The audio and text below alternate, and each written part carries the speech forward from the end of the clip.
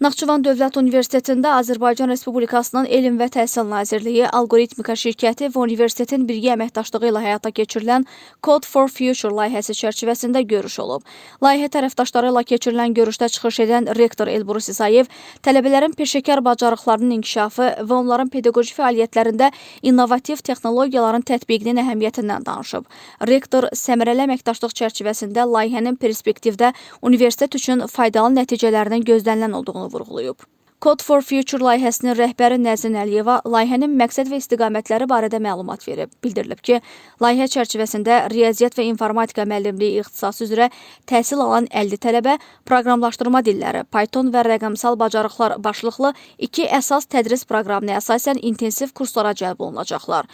Görüşdən sonra Ali Təhsil Ocağının riyaziyyat və informatika müəllimliyi ixtisasının 4 və 5-ci kurslarında təhsil alan tələbələr üçün infosessiya keçirilib. Burada tələbələr layihə çərçivəsində kurslar və onun məzmunu, eləcə də gələcək imkanlar barədə məlumatlandırılıb, interaktiv müzakirələr aparılıb. Qeyd edək ki, layihə gələcək müəllimlərin peşəkar inkişafına dəstək göstərmək məqsədi daşıyır. Badəm Əliyeva, Fəxriyə Səyyadova, Musa Süleymanov, NDO xəbər.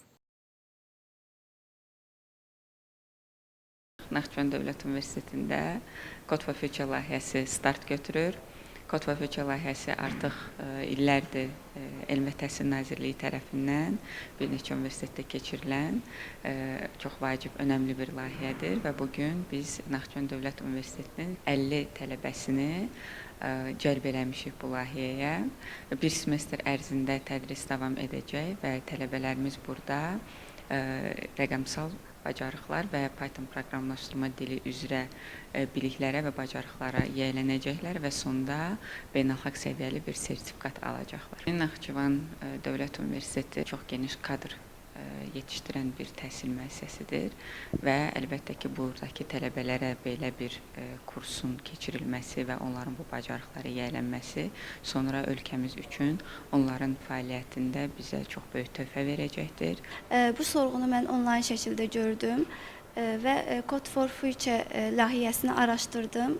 Gələcəkdə mənə çox lazım olacağını düşündüm və mən əminəm ki, gələcək həyatımızda, gələcək karyeramızda bu layihə bizim üçün çox lazımlı olacaq.